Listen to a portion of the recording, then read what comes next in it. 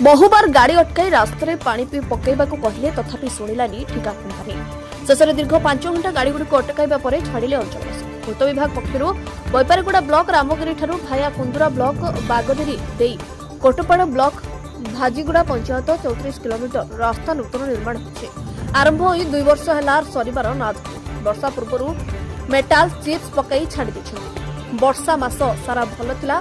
वर्षा कमिबा परे रास्ता सारा धूलिमय होछि। बाहर पड़िथिबा चिप्स छिटिके काहा उपरे बाजुछि त आउ के साइकेल मोटरसाइकेल पड़ी मेडिकल ले भर्ती होछन्ति। रास्तार पानी पकाई भारी जान चलाइबा और शीघ्र काम सरिबाकू अंचलवासी व्यवहार करबा परे भी शुणिलानी ठिका कंपनी। एने गणमाध्यम प्रकाश पाइथिला। खबर प्रकाश पाइबा परे विभागीय अधिकारी और ठिका कंपनी अधिकारी परिदर्शन करि फेरिथिले। हेले रास्तार पानी पकाइबाकू गुरुत्व देले नाही। धूली रास्तार नयंत होई यातायात करुथिबा लोके बाध्य होई आज सकाळे रास्ता कामरे मेटाल चिप्स आणुथिबा भारी जान गुडीकू अटकाइथिले। पखनागुड़ा छक ठारू कटरीगुड़ा छक पर्यंत प्राय 3 किलोमीटर रास्ता पानी न पकाइबा पर्यंत गाड़ी गुडी को छाड़िबो नाही बोली आसना पखनागुड़ा मझिरे अटकाइथिले। सकाळ 9 रे मेटाल चिप्स बोझे भारी जान से रास्ता दे आसपा आरंभ करथिला।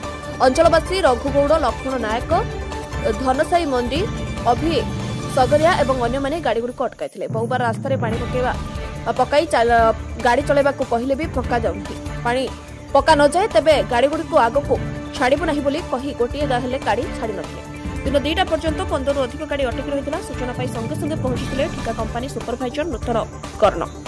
पानी गाड़ी गुडी को अटकाई 3 किलोमीटर रास्ता पानी पकाइथिले।